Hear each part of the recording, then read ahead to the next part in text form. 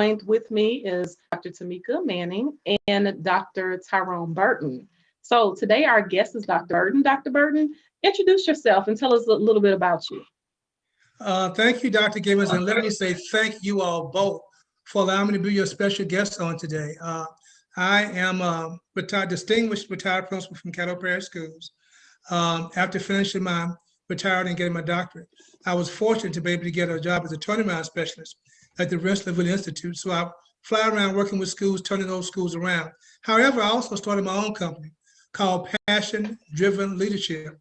In that time, I've written two books. One is called More Than a Notion, which deals with how principals should work in the context of accountability, particularly principals in schools that serve students who are under-resourced socially and academically, which are most of Title I schools. The book that book will be out in April. The book that's out now is called The Reframing of American Education.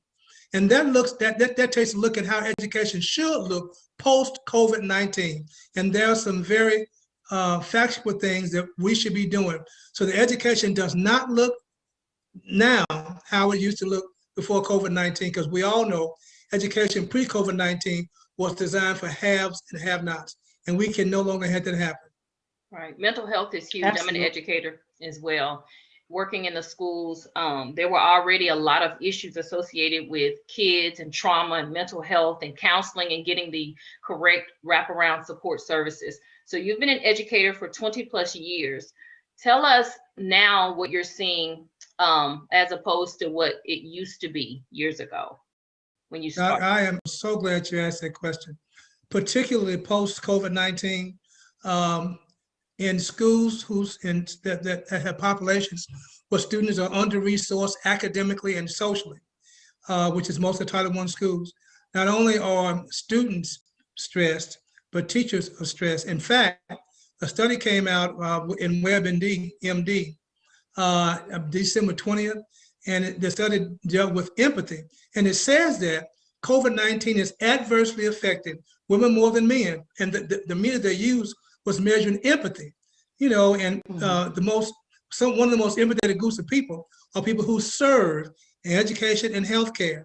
And so not only are teachers stressed, but students are stressed. Now, what I suggest in both books, particularly the one that's out now, is that for schools who serve that population, they need to get the full wraparound service. Most schools will have a counselor and a social worker, but what I'm suggesting is that they have a counselor, social worker, school psychologist, a behavior interventionist, and the whole cadre of people that support students' mental health, not just for them, but for their parents, because their parents are in recovery too. So the whole it needs to be the whole continuum of people who are addressed, because they all suffer mentally. Some of the side effects that the study talked about was insomnia, anxiety, and depression, and we see that in our students and in our teachers and in our administrators, the whole ball of wax. We're all suffering. So the topic that you're talking about is very apropos for where we are now. Dr. Absolutely. April just mentioned, go ahead, Dr. April. No, you go ahead. No, I was just going to say, we just had that conversation about being able to reach out to politicians and to lawmakers and provide more therapists in the schools, not just counselors, because we know counselors have a lot of other duties, but concentrated therapy for these kids who are dealing with so much coming to school. And I've seen it all, working in Dallas. So Dr. April probably wants to expound on that. Well, I guess the theme would be, from my perspective, is to develop some type of curriculum for the students to be able to learn, how to deal with their emotions, how to deal with coping skills, learning new coping skills to deal with anxiety, depression, things like that. But I feel like those classes need to be taught by licensed, therapists. As we know, school counselors are not therapists. They provide guidance for the school and the testing. They do not provide therapy. So they have to refer out to a licensed therapist. So we do need that avenue, to where there are, licensed therapists that are able to go into the school, and maybe even if it's not every day, maybe it could be some type of enrichment to where they come in once a week and maybe hold something. Can I jump in? No, Doc, what I'm suggesting is that they're on staff every day. that because they need them there full time. Because Dr. Manning is right, counselors aren't prepared to deal with that. Social workers aren't prepared to deal with that. So there need to be folks that are licensed like you to deal with that every day. And let me say again, not just for the students, but we're seeing those, because we know the students, even pre-COVID-19, those students were suffering from symptoms of PTSD already. So when you couple that with the fact that they've been adversely affected by COVID-19, there needs to be someone of your licensure on staff at those schools all the time. In fact, in chapter 1 of my book, I deal with leadership, and I say in the book that we should be elected and voted or appointed leaders who have the skill and will to do the right thing. A lot of leaders have the skill, but the will means to take what you said, politicians take what you said, lobby it and get it done. Will means that even though some folk may not want to get it done, but because we do what's righteous for all children, they push through to get it done. If not, we will be in worse shape post-COVID-19 than we were pre-COVID-19 if we don't effectively deal with that. And I do agree with you, there needs to be, because most schools' curriculum are very, very generic, when it comes to counseling, it's basic things. There needs to be a curriculum written specifically for how to deal with the issues that students and teachers and administrators are seeing in COVID-19, because remember, we had to go back to school without a comprehensive plan. We have a comprehensive plan now, but the government started schools with no comprehensive plan. Governors told state superintendents to get it done. State superintendents told local superintendents to get it done. Local superintendents told principals to get it done. So we started school following loosely some of the guidelines of CDC. So we have the whole category of people who are stressed. So I agree, but instead of on call or being referred out, we need those folk on staff every day. Okay, and you have a book, and I'll let you talk a little bit more about your book. You said in chapter 4 specifically, you deal with mental health issues. Talk a little bit more about that. I'm glad you mentioned that. There are some things in place already to deal with children who, again, are underserved academically and socially. And I keep using that phrase because our kids most of Title I schools come to school and they don't have the social skills that most middle class kids do. They aren't bad kids, but their parents just haven't taught them the social skills because most of them were babies having babies, and it's in most we see this generational poverty. So they don't come having the social skills or the academic language to deal with things. That's why in kindergarten, first grade, and preschool, the teachers spend time teaching them to walk in a line, inside voice, outside voice, how to act, when to hit, when not to hit, when it's never okay to hit, but when it's appropriate to do certain things. So the normal curriculum dealt with those social behaviors. It's how to be social. Most schools had those built in the first 15 minutes of the day. However, that is not enough. What I'm suggesting, the same thing that you ladies are suggesting, is that there's a full cadre of a wraparound of services that are on the campus every day. The nurse, social worker, psychologist, behavior interventionist, sociologist, the whole ball of wax. And along with the counselor, because the counselor by his or herself cannot do it. It's too much for them. And let me say again, not just for the students. We know teachers have what's called Employee Assistance Program, EAP, where they go by and they get counseling. But, most teachers and folk in schools like that function on being emotionally overdrawn anyhow. Their bank account is just overdrawn. Everyone has an emotional bank where you make deposits or withdrawals. And if you are a caregiver, it's a deposit for you when you get up and get there in the morning. But it's a withdrawal. It's a deposit for them, but a withdrawal for you.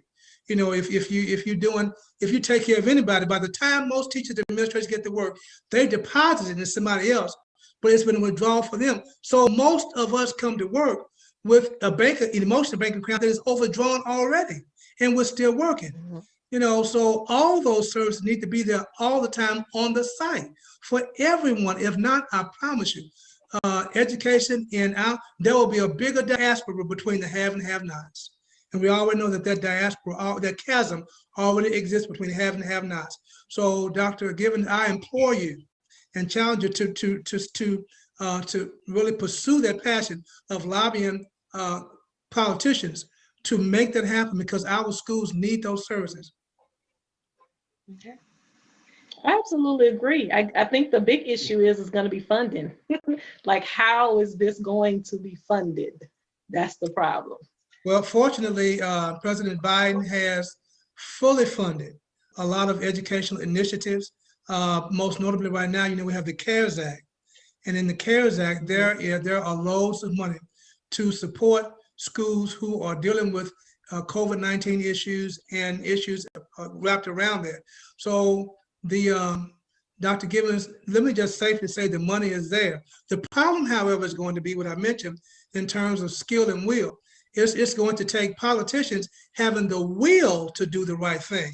If you notice, in the last fiasco we had, when they were doing the impeachment of former President Trump, they voted strictly down party lines, save for a few people, and that cannot happen when it comes to our children. And I say our children, meaning collectively, our children, because it affects all children. It just adversely affects more children who have been under-resourced academically and socially. So it means having the lobby, it means contacting big business to make sure they're on board. It means all the alphabet organizations, CAE, NAE, AFT, all the alphabet soup organizations getting together and saying, we need to get this done. Because one of the problems in our profession, Dr. Manning and ours, is that politicians know that we're fractured. And because we're fractured, they can get almost anything done. If the alphabets in the educational alphabet soup ever came together and decided that we were going to push an agenda, we can get it done. And Dr. Gibbons, this is the agenda to get behind. It's mental health. Absolutely. So what I hear you say is there is a cry for concentrated mental health services in the school system. Countless times I've seen it over and over, students that are not medicated, that should be medicated, and they distract the entire environment. Like they're not able to function. And so it costs teachers and it costs other students as well. So we appreciate you definitely for joining us.